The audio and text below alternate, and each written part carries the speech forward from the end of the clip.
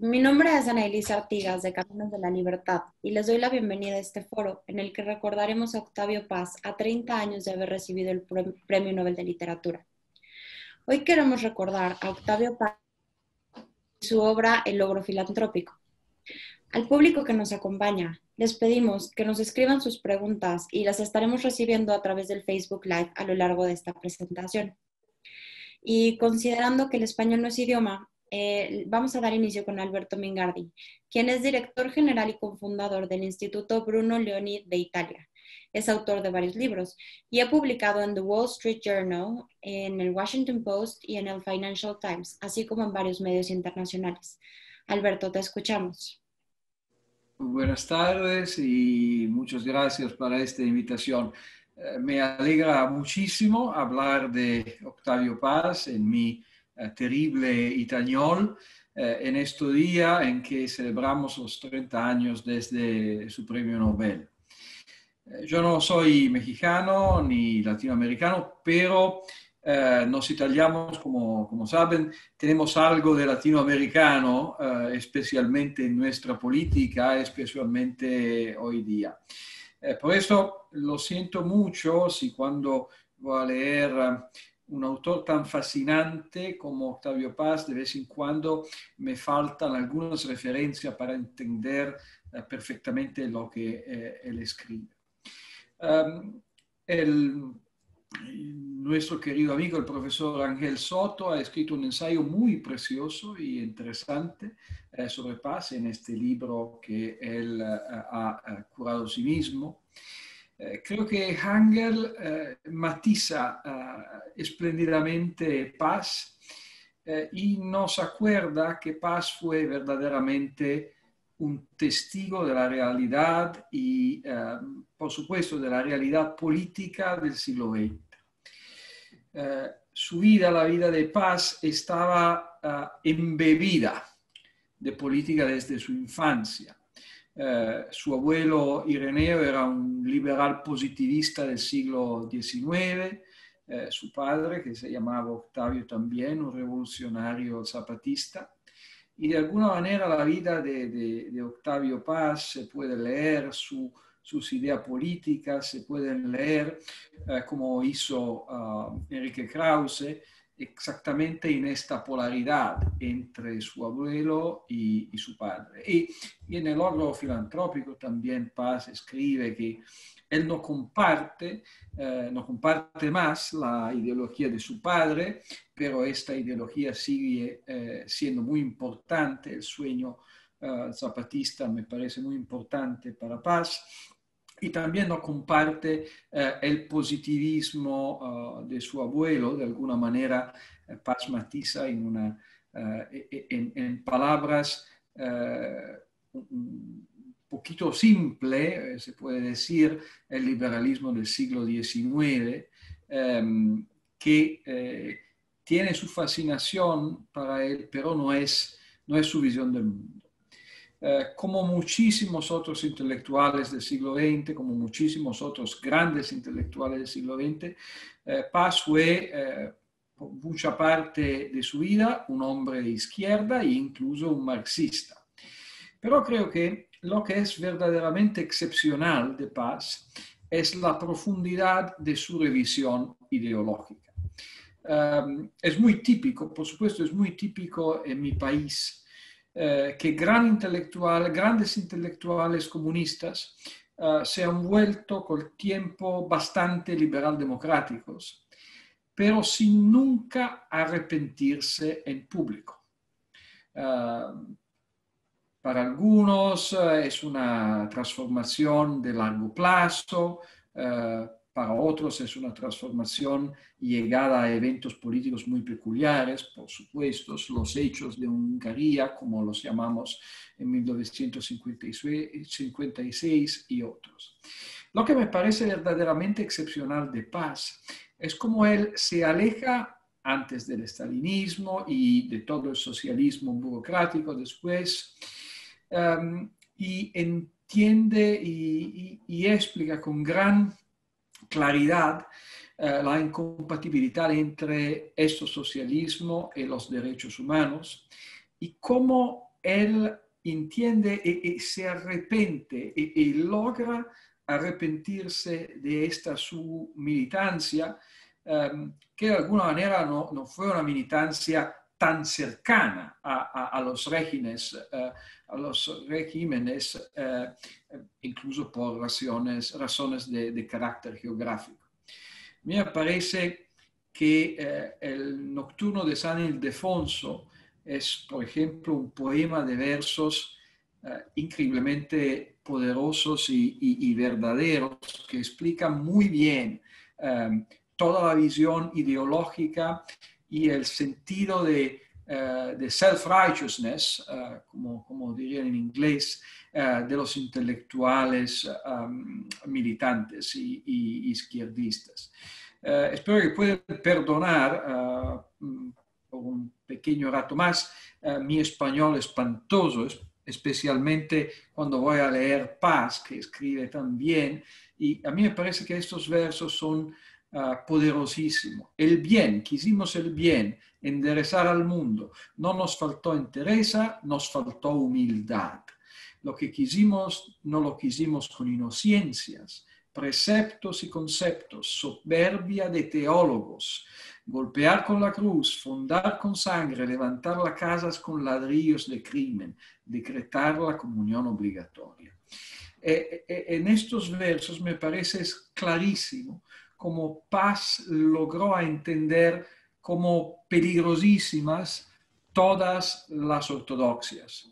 Y esta comparación entre la ortodoxia religiosa y la ortodoxia política y revolucionaria, que por supuesto no es solo de Paz, es común a otros pensadores liberales del siglo XX, pero creo que es la llave para entender su aterrizaje en el liberalismo y es una herencia muy, muy preciosa para todos. El logro filantrópico que yo leí gracias a Berta Pantoja, y tengo que agradecerla muchísimo por esto, es un gran libro. Y creo que otros van a explicar mejor que mí cómo Paz fue influenciado en escribir este libro, de otros como Gabriel Said y Enrique Krause, que eran jóvenes cuando empezaron a colaborar con él. Y esto me parece, por supuesto, una prueba formidable de la inteligencia y del buen sentir de Paz, porque es siempre muy difícil para todo aceptar que te pueden decir algo de nuevo e interesante los más jóvenes que ti. El logro filantrópico es en sí mismo un título fenomenal. Sería fantástico el título sin el libro, de alguna manera, porque es una descripción sintética y tremendamente madura del Estado Providencia. Me parece una descripción sintética porque, por supuesto, entiende que las intenciones son buenas, las intenciones del logro, pero el logro sigue siendo un logro. Y estas palabras, al mismo, ponerle en la misma frase, el logro filantrópico, es un problema muy grande para muchos en la izquierda y no exclusivamente en la izquierda, que no pueden, sino ahora, entender que las buenas intenciones no son suficientes para producir buenas políticas. De este libro lo que me sorprendió mucho es el antiestatismo de Paz. Paz no es por supuesto, no es un liberal libertario, no es un liberal que tiene un gran interés para la economía del mercado, diferente de otros escritores y ensayistas. Creo que en la conversión liberal de Paz, economistas liberales como Hayek no fueron muy importantes. Pero es un antiestatista fantástico, es un antiestatista, creo, natural, de alguna manera, quizás y por su experiencia en la diplomacia, en el ventre de la ballena estatual, o por otras cosas. Está escrito para Soledad Leza que Paz comparte una visión hobbesiana que sostiene que el Estado nace para defender a los hombres de los otros hombres, y esto es probablemente verdad, pero lo que es muy importante para mí es cómo él entiende el Estado en su desarrollo como un proceso histórico, un hecho, una fatalidad.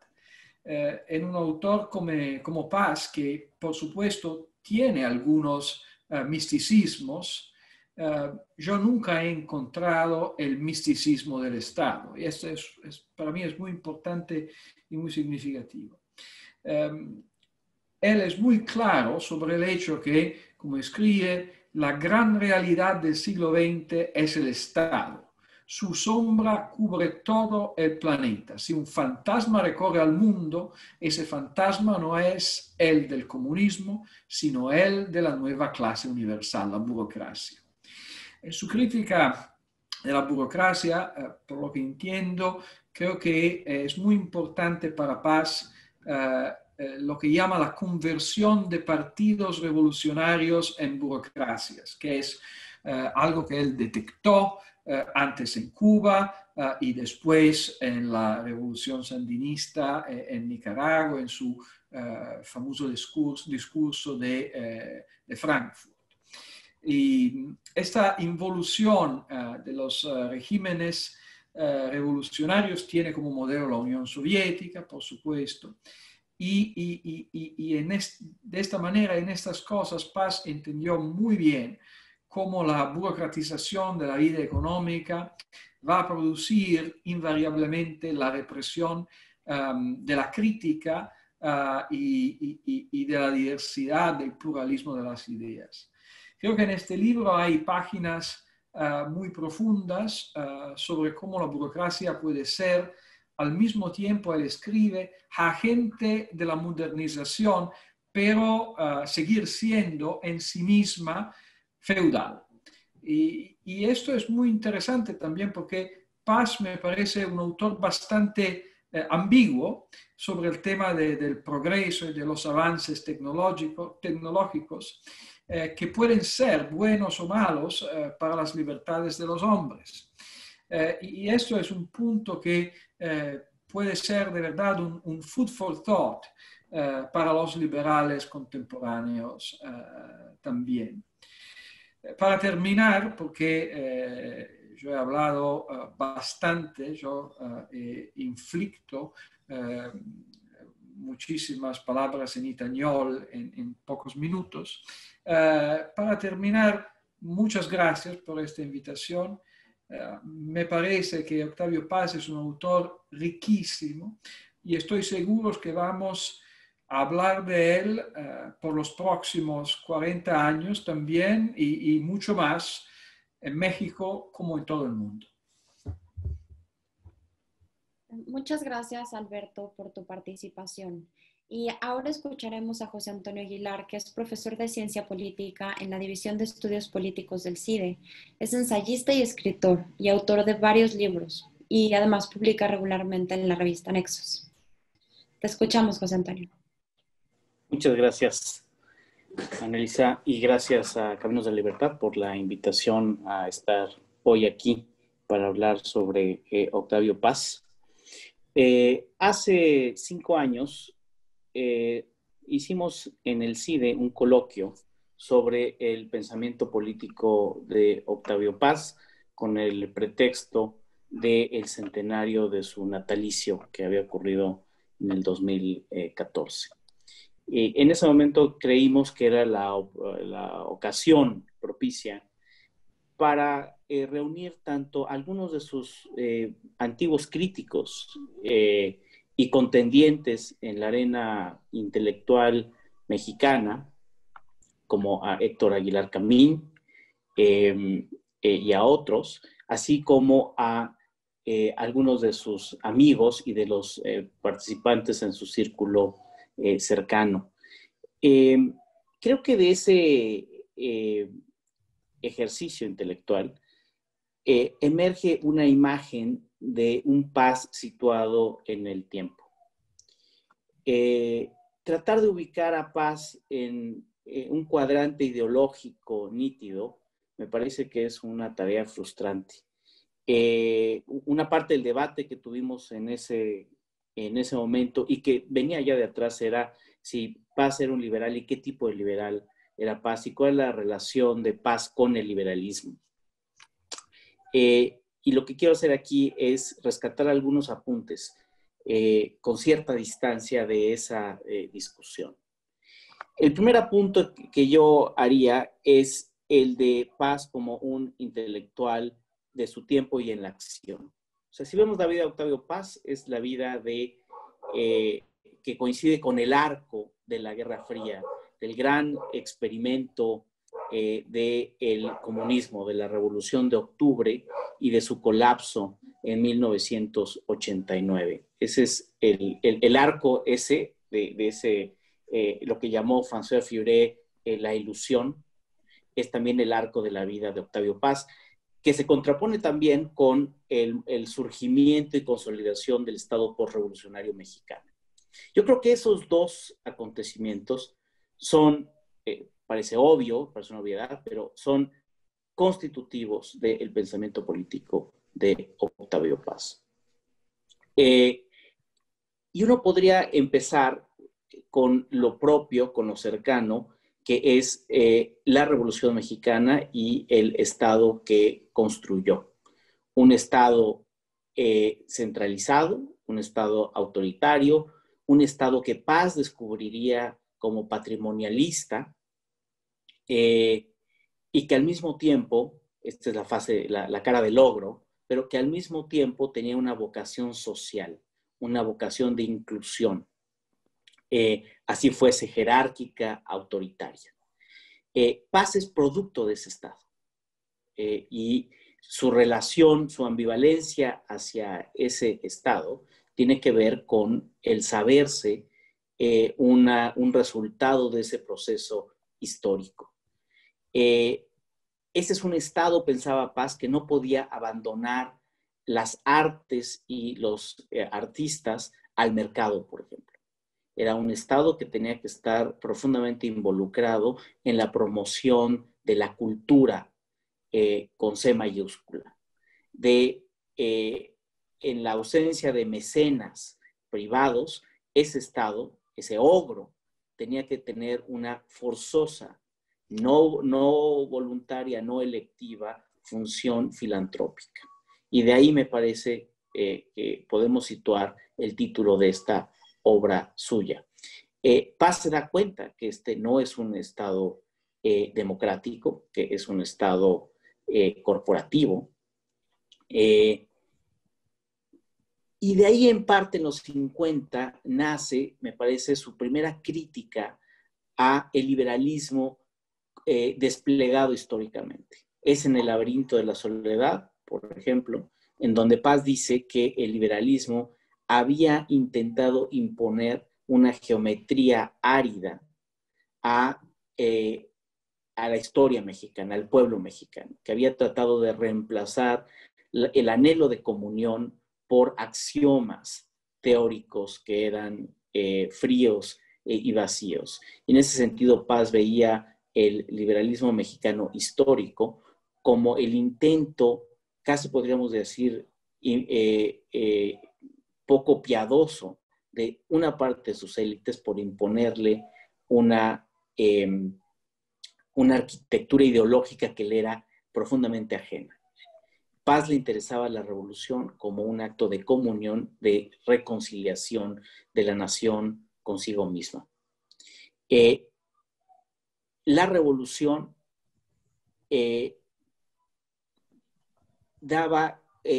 ofrecía esa posibilidad de reencuentro de la nación consigo misma. El liberalismo, en cambio, y esto es algo que diría en los 50, pero que mantendría a lo largo de su vida hasta el final, el liberalismo era útil. Era probablemente la mejor forma de organizar la vida social y la vida política, pero el liberalismo no podía responder las preguntas realmente importantes de la vida. Esa era una carencia, pensaba Paz, una vacancia en el liberalismo que hacía que fuese defectuoso como un programa de vida colectivo. Creo que a Paz no le tocó ver la democracia mexicana. Acaba su vida casi con el régimen autoritario, pero podríamos presumir que muchísimas cosas de la democracia mexicana no le gustarían. Lo que sí alcanzó a ver es el fin del comunismo, y este es el segundo registro, me parece, de Paz. Y es, como ya se mencionó hace un momento, Paz se entiende a sí mismo como un hombre de izquierda, va a España, al famosísimo Congreso de Escritores Revolucionarios, y se entrega a esta gran ilusión que es el comunismo, la construcción de una patria proletaria, etc. Lo hace con menos celo que muchos otros, por cierto, por no hablar de Neruda, personajes así. Aquí me importa hacer notar que esa vocación o ese vuelco de Paz hacia el comunismo tiene una dimensión religiosa, tiene una dimensión en el ámbito de la fe. Y es una fe que se va mermando poco a poco. Aunque Paz nunca dejó de sentirse revolucionario, ¿no? Enrique Krause cuenta una anécdota tarde en la vida de Paz, en donde se para de la mesa indignado porque uno de sus amigos osa decirle que él jamás había sido revolucionario. Su abuelo Irineo había sido revolucionario, su padre había sido revolucionario, él tenía que serlo de alguna manera. Pero el tema de la revolución y de la justicia social y de la comunión es un tema realmente religioso. Y es por eso que en los años 70 Paz sufre una conversión. No una conversión meramente ideológica en el registro secular, sino una conversión religiosa. Se da cuenta que había depositado su fe en un error. Y ese momento es, o se detona, lo detona, la lectura del Archipiélago Gulag del disidente ruso Alexander Solzhenitsyn. Es ahí donde se da cuenta y empieza a ver retrospectivamente que había sido no un error, sino un pecado el haber dado su lealtad, su compromiso a una causa genocida. Y lo que sigue a ese proceso es un acto de expiación. Es un acto de expiación personal que él hace, pero también que le va a exigir a toda la izquierda mexicana. Y ahí es parte, me parece, del desencuentro de los años 80 de Paz con la izquierda, porque lo que Paz le estaba pidiendo a la izquierda era un acto similar o igual al suyo. Un acto de contrición, un mea culpa, y eso es algo que la izquierda no estaba dispuesta a hacer y que encontraba además extraño. Creo que la dimensión religiosa de Octavio Paz explica también el conflicto que va a tener con la izquierda de los años 80 en adelante. Pero esta transformación religiosa no lo hace, como no hizo a Solzhenitsyn, por cierto, un liberal. Lo hace un crítico del pasado, pero lo hace también alguien que ve con enorme suspicacia el mundo moderno, el mundo desilusionado de la democracia liberal y el mercado. Paz sí ve el mundo después del socialismo y es un mundo que decididamente no le gusta. No le gusta porque lo ve sin un centro moral, sin un centro existencial, embebido en un narcisismo del consumismo, de la frivolidad, etc. Y ahí, por ejemplo, hay una divergencia radical con la carrera de ese otro gran intelectual latinoamericano que es Mario Vargas Llosa. Mario Vargas Llosa no solo rompe también como Paz con el socialismo, pero él se vuelca ideológicamente hacia el liberalismo y el mercado. Eso es algo que Paz simplemente no puede hacer. Y hace que sea profundamente ambiguo frente a este mundo del fin de la historia. Es un mundo que, ausente de solidaridad, de fraternidad, está mucho más cercano a Solzhenitsyn, ¿no? Que recupera frente al comunismo el cristianismo ortodoxo, una idea de trascendencia. Me parece que Paz, sin llegar a ese punto, tiene muchas áreas de contacto con ese camino. Y para terminar, una aventura, una especulación. Dije hace un momento que si Paz hubiera vivido 10 años más, le hubiera tocado el comienzo de la incipiente democracia mexicana, y creo que habría demostrado el mismo desagrado que mostró con el mundo postcomunista. Eso habríamos encontrado probablemente también en su propio país. Un país en donde el logro filantrópico había perdido su importancia, en donde los intelectuales, la era de los mandarines a la que él perteneció, se extinguió también, en donde el Estado ya no iba a cortejar, no iba a escuchar, no iba a utilizar, no iba a ensalzar a los intelectuales. Cuando la gente ya no necesitaba a tribunos como Carlos Monsiváis, como Carlos Fuentes, como Octavio Paz, para hablar. Estas mayorías silenciosas podían empezar a hablar por sí mismas, tanto en las encuestas, a través de las encuestas de opinión, como de los partidos políticos. Y por lo tanto, ese papel del intelectual como augur, como un profeta, había llegado a su fin, y creo que eso habría producido en él un sentimiento de orfandad y de pérdida también. Y con eso cierro mi intervención. Muchas gracias, José Antonio. Le cedo la palabra ahora a Ángel Soto, quien es profesor titular de la Facultad de Ciencias Económicas y Empresariales de la Universidad de los Andes y de la Academia Diplomática de Chile. Es escritor de varios libros y artículos, y para este coloquio destaca el trabajo que coordinó titulado Borges, Paz, Vargas Llosa, Literatura y Libertad en Latinoamérica. Gracias. Te escuchamos, Ángel. Muchas gracias, Annalisa. En primer lugar, quisiera agradecer muy especialmente a Caminos de la Libertad y sobre todo a Berta por haberme invitado. Lo considero un verdadero honor esto de hablarle a ustedes, mexicanos, desde acá. Realmente, repito, es un honor.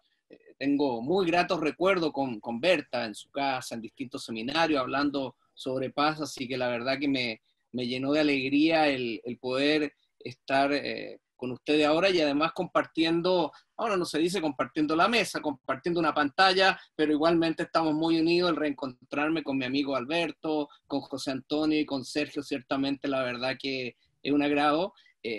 La gente tiene que saber que gracias a Alberto, este libro de Borges, Paz, Vargas Llosa, que está acá, tuvo una muy bonita edición en italiano, así que Alberto, muchas gracias otra vez por habernos ayudado a difundir este trabajo por allá. No olvido que hace muchos años, buscando, dedicado a estos temas de América Latina, leí en alguna parte de Paz que preguntarse sobre la identidad latinoamericana no tenía mucho sentido porque las tenemos todas. Y además, eso fue, diría, mi primer acercamiento a Octavio Paz, preguntándome quizás cuando era un alumno de doctorado en estudio americano, preguntando sobre América Latina. Ahí me fui acercando a Paz. Pero una de las cosas que más me marcó, y algo mencionó José Antonio recién, fue esa convicción que tenía Octavio Paz respecto, y voy a ver si da el tiempo para volver a este punto, del intelectual, en sus palabras, de salir a la plaza pública.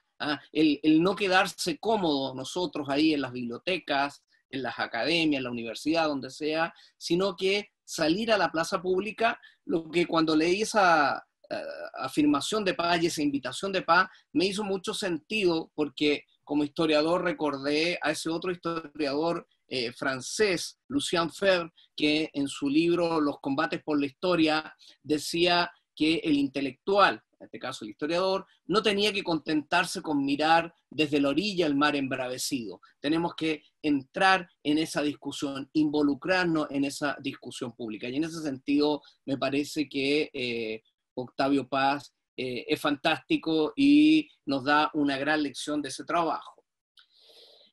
La libertad no se define, no se define. La libertad se ejerce.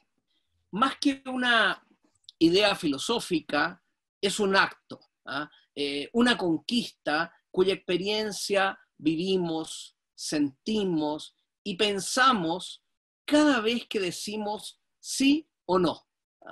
Es un no al poder, en cuya decisión individual permite descubrirse a sí mismo, pero al hacerlo incluye y descubre al otro. Esta reflexión, que quizás puede parecer sencilla, pero es de una profundidad increíble, pertenece precisamente a quien recordamos hoy, Octavio Paz, ¿no es cierto?, este escritor mexicano. La libertad, y repito esto, no se define, se ejerce. Y se ejerce cuando decimos sí o no.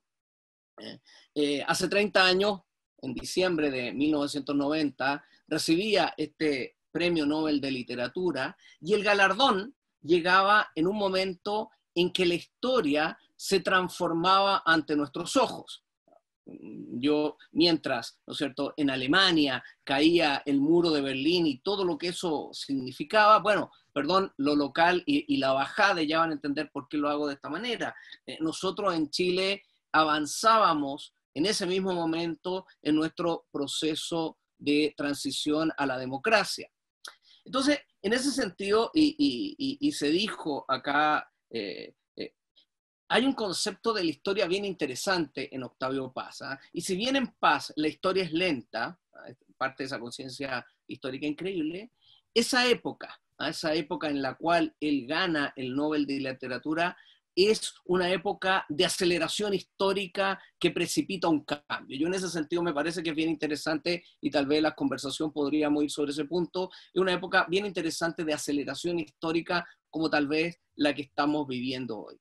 Y eso me llevó a pensar en una pequeña crónica de grandes días, como se titula una de sus obras, escrita, como él dice, por fidelidad a mí mismo, dice, el a sí mismo, pero sobre todo por ser, y aquí lo cito casi textual, ser testigo de un cambio que no esperábamos. Ese cambio que no esperábamos era el derrumbe del socialismo totalitario, un relato que él agrega será un relato recordado por muchas generaciones. Paz pensaba que el socialismo iba a ser derrotado, pero no en la forma en que ocurrió en 1989-90, sino que más bien por la fuerza. Como bien nos recordaba José Antonio, hay que pensar que este es un hombre Paz del siglo XX, es un hombre de su tiempo, que nace en 1914 y muere en 1998. O sea, es un hombre de lo que Eric Hobsbawm, este historiador inglés, denomina el corto siglo XX, y es un corto siglo XX que concluye con el triunfo de la libertad, con el triunfo de la democracia, pero especialmente, y pensando en el logro filantrópico, esto que nos mencionaba Alberto hace unos minutos, termina con el cuestionamiento al Estado todopoderoso. Hoy, 30 años después, y terminada la segunda década del siglo XXI, me pregunto si podríamos decir lo mismo hoy. Si podríamos hoy decir lo mismo, si ha triunfado la libertad, la democracia y sobre todo hay ese cuestionamiento a ese Estado todopoderoso. La crítica en paz es, como dijo Alberto, era a ese Estado providencia que crece, que se fue burocratizando durante el siglo XX, pero que Paz, en la belleza del lenguaje que tiene, nos ampara y nos apalea, dice él. Nos ampara y nos apalea según el humor del príncipe o el capricho de la hora. Y es más, nos habla de un Estado que, dice él, se llena de escribanos, leguleyos, astrólogos, expertos de las más diversas ciencias, artes, quizá alguna diría yo ocultas, para hacer planes que el viento arrastra hasta confundirlos con el polvo grisáceo del altiplano. Cuando recordaba esta frase de Paz, yo sencillamente no puedo dejar de pensar de los palacios de gobierno latinoamericanos, de sus equipos de asesores, de los parlamentarios, de los congresistas, de los políticos en general, que casi en una clave hayekiana podría decirse son verdaderos exponentes de una fatal arrogancia, es decir, creen saber lo que es bueno para nosotros y pretenden lo que es peor, decidir por nosotros. Una pregunta que uno les haría a estos escribanos, leguleyos, astrólogos, es que acaso tienen una naturaleza superior, son una especie de ángeles con más información y por tanto saben lo que es mejor para mí, para cada uno de ustedes. El Estado convertido en ogro filantrópico, que durante el siglo XX se revela a él, dice Paz, comillas, como una fuerza más poderosa que la de los antiguos imperios, como un amo más terrible que los viejos tiranos y déspotas. Pero yo agregaría, y citándolo a él también, pero lo que es más terrible todavía, dice Paz, un amo sin rostro, desalmado y que obra no como un demonio, sino como una máquina. En ese sentido, entonces, una de las tantas luchas que va a tener este mexicano universal, y así es como a mí me gusta plantearlo por su visión amplia que va a tener su mirada, es una de las luchas contra lo que él denomina la estatización planetaria, dejando muy claro otra cosa y que nos lleva a la plena vigencia que tiene su obra, dejando claro que se equivocan quienes creen que más Estado es más democracia. Hoy día a veces va por ahí en la discusión, sobre todo en América Latina. No, dice Paz. Repito, se equivocan quienes creen que más Estado es más democracia. En ese sentido, de una perspectiva tal vez popperiana de Karl Popper, sería una especie de lucha de la sociedad abierta contra sus enemigos que mantiene plena vigencia, y en donde Chile, ¿no es cierto?, este Chile que en algún momento se nos planteó como, ¿no es cierto?, la excepcionalidad del continente, etcétera, etcétera, la verdad, como es lo que hemos visto desde hace bastante tiempo, no es la excepción. Y aquí perdonen el paréntesis, lo excepcional en Chile es que el arrinconamiento a la libertad se haya producido finalmente precisamente donde un gobierno que creíamos defensor de la sociedad libre, pero bueno, eso lo podemos dejar para la conversación si es que les parece. Una libertad que requiere responsabilidad, certeza institucional. Y ahí, cuando uno piensa en nuestros países, uno piensa, ¿será que a lo mejor en nuestros países, y extrapolando la mexicanidad que él describe en El laberinto de la soledad, estamos en nuestros países en un espacio cerrado cuyo camino de salida no conocemos? Una mirada, ¿no es cierto?, a una interpretación, a ese laberinto de la soledad que nos plantea Paz. Bien lo decía José Antonio hace unos minutos, ¿no es cierto? Paz nos define, nos dice que el intelectual es un crítico, es un crítico que, como les decía, sale a la plaza pública, que se inserta en el debate contingente, constituyéndose en un ser de ideas, pero al mismo tiempo, como nos decía José Antonio, un hombre de acción, en quien le cabe la responsabilidad de aportar a un proyecto. No es el hombre del poder, no es el hombre del partido, sino que es una conciencia que, a diferencia del político, no representa a nadie, pero sí cumple esa función de crítico,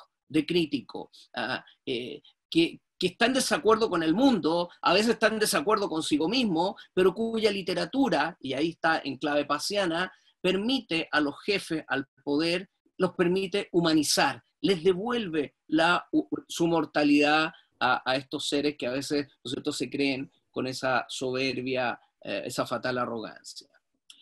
En estos tiempos de dominio populista, cabe regresar a Paz, para quien el derrumbe del socialismo real hizo un llamado a cuidarse del Estado, a devolver a la sociedad la iniciativa económica, a limitar el estatismo, a limitar la proliferación de la burocracia, a renunciar, dice él, al populismo, a la ineficacia y al despilfarro, aunque eso no significa, y atención con esto, una vuelta al capitalismo salvaje.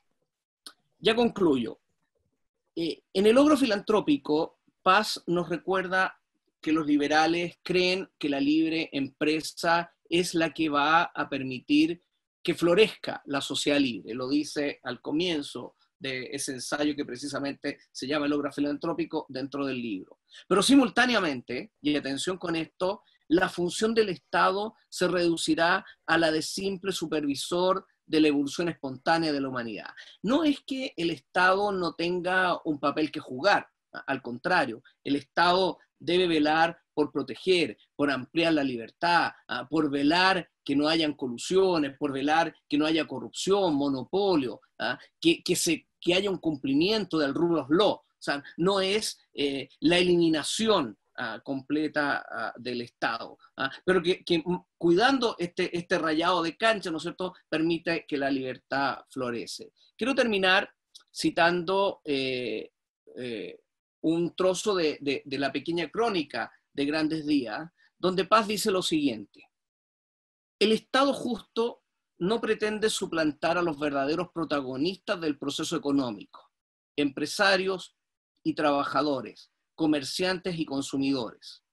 Una lógica rige a la actividad económica y otra a la política. Respetarlas es el comienzo del arte de gobernar. El Estado justo no es productor, pero vela porque los productores, empresarios y trabajadores realicen sus funciones en las mejores condiciones posibles y dentro de los límites legales con la mayor libertad. Tampoco, dice Paz, es distribuidor. Garantiza la libertad de comercio, protege a los consumidores y se esfuerza porque los distribuidores no engañen, abusen o cometan excesos.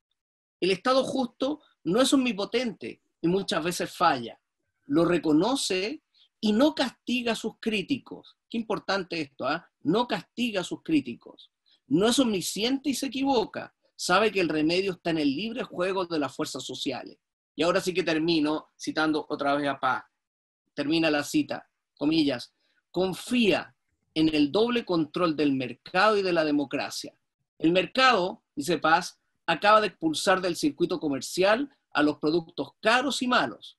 La democracia no consiente por mucho tiempo los abusos y los fraudes. Muchas gracias. Muchas gracias, Ángel. Y finalmente escucharemos a Sergio Sarmiento, presidente de Caminos de la Libertad y además reconocido periodista en México y en el mundo, conductor del Heraldo Radio, columnista en el Reforma y titular del programa La Entrevista con Sarmiento. Sergio, te escuchamos. Gracias, Ana Elisa. Gracias. Es un privilegio estar con Alberto Mingardi, con Ángel Soto, con mi queridísimo José Antonio Aguilar, y sobre todo para hablar de un tema que para mí es muy importante por la relación personal que tuve con Octavio Paz y por una pregunta que todo el mundo me hace todo el tiempo. Siempre me pregunta la gente, ¿Octavio Paz fue un liberal o no fue un liberal? A esto yo puedo ofrecer dos respuestas. La primera respuesta es sí, la segunda respuesta es no. Y bueno, ¿a qué me refiero? Tendríamos, por supuesto, que en primer lugar considerar a Octavio Paz cuando el Octavio Paz que asiste en 1937 al Congreso de Escritores allá en España durante la Guerra Civil Española, era un escritor, de hecho, muy cercano al marxismo-leninismo, que se consideraba a sí mismo socialista, aunque no siempre lo decía, pero cuyas ideas eran claramente de izquierda. Por otra parte, el pensamiento de Octavio Paz, como el de tantos otros, fue evolucionando con el paso del tiempo y me queda muy claro, ya lo mencionó José Antonio, que hay una obra fundamental, El archipiélago Gulag de Alexander Solzhenitsyn, que lo hace cambiar de punto de vista y por lo menos hace que el rechazo que ya había mostrado hacia los aspectos autoritarios de los regímenes socialistas empiece a convertirse en una idea más concreta. Y sin embargo, el Paz de los años 80, el Paz de los años 90, el Paz maduro, que muchos consideran ya el Paz liberal, pues no era tampoco propiamente liberal. Él seguía pensando en la importancia de tener un Estado que distribuyera y seguía aborreciendo de lo que consideraba como los abusos del mercado. Ciertamente no un liberal, pero quizás pudiéramos decir algo diferente. Octavio Paz no era un liberal, pero sí era un absoluto convencido de las libertades. Y su concepto de las libertades, claro, fue evolucionando en el tiempo, como evolucionó también su poesía. Yo creo que no hay nada más divertido que tratar de leer Libertad bajo palabras, ¿sí? Esta obra poética de Octavio Paz, que empieza como pues un pequeño volumen en 1949, que saca su nombre de un pequeño poema que ni siquiera menciona, excepto en el título, la palabra libertad, y cómo este título se va transformando con el paso del tiempo, de la publicación poética de 1949 al libro que lleva ese nombre en 1960, que ya incluye pues toda la obra poética de Octavio Paz desde 1949 hasta 1957, y cómo cambia nuevamente. En 1968 le sigue haciendo cambios a Libertad bajo palabra Octavio Paz. ¿Cuál es el texto definitivo de Libertad bajo palabra? No lo sabemos. No lo sabemos porque es tan válido el de 1949 como el de 1960, como el de 1968. Lo que sí encontramos es en Octavio Paz a un hombre enamorado, a un escritor, a un poeta, porque él siempre dijo que era poeta, que había tenido que escribir ensayo, pues como una especie de obligación, pero que él era realmente poeta. Bueno, encontramos a un hombre, un poeta enamorado de la palabra, pero enamorado también del concepto de la libertad. En el prólogo a Libertad bajo palabra de 1960, y hay que ponerle fecha porque cada versión es distinta, él escribía: allá donde los caminos se borran, donde acaba el silencio, invento la desesperación, la mente que me concibe, la mano que me dibuja, el ojo que me descubre. Invento al amigo que me inventa, mi semejante, y a la mujer, mi contrario. Contra el silencio y el bullicio, invento la palabra, libertad que se inventa y me inventa cada día. Por supuesto que Octavio Paz estaba enamorado de la libertad. En el coloquio, encuentros, en el coloquio La experiencia de la libertad, que se llevó a cabo en el verano de 1990, él participa con un grupo de pensadores importantes de distintos países del mundo, entre ellos Mario Vargas Llosa, y ya vemos a un Octavio Paz muy crítico de lo que habían sido las dictaduras socialistas de Europa Oriental y claramente ya inclinado hacia las libertades individuales. Sin embargo, rechaza la afirmación de Mario Vargas Llosa en esa misma reunión, en el sentido de que México era la dictadura perfecta.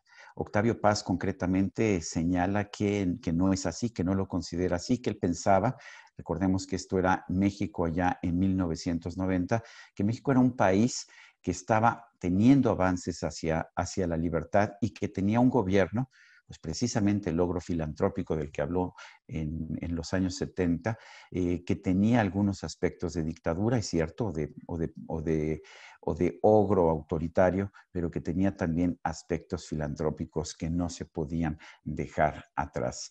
En ese momento y ese rompimiento que tuvo, temporal por supuesto, con Mario Vargas Llosa, vemos que Octavio Paz no había recorrido el proceso de transición entre el marxismo y el liberalismo que Mario Vargas Llosa realizó con mucha facilidad entre los años 60 y los años 70, y ciertamente ya para los años 80 era un liberal, que Octavio Paz seguía teniendo ciertos aspectos, cierto deseo de preservar un gobierno filantrópico, un gobierno que interviniera en la economía, un gobierno que interviniera en la sociedad para tratar de reducir las diferencias sociales. Al final de su vida me tocó todavía conversar con él y estar con él en abril de 1998, unos meses antes de su muerte. Me da la impresión de que Octavio Paz se habría ya confesado como liberal, pero que cargaba con un bagaje cultural que le impedía hacerlo. Ya había sido muy crítico de los gobiernos autoritarios, reconocía los avances que México había tenido para conseguir una mayor libertad. Recordemos que ya estamos empezando la alternancia de partidos en el poder después de las reformas electorales de los años 90, que faltaba nada más, de hecho, unos cuantos meses, un año y pico, para que tuviéramos la primera transición pacífica entre partidos distintos en la historia de nuestro país. ¿Era un liberal o no era un liberal? Hasta la fecha creo que no vamos a poder nunca resolver esta posición. Estoy convencido de que en realidad Octavio Paz no era un liberal porque sí le daba un papel al Estado que la mayor parte de los liberales no le damos. Lo que sí era Octavio Paz, y de esto no me cabe ninguna duda, es que era un enamorado de la libertad.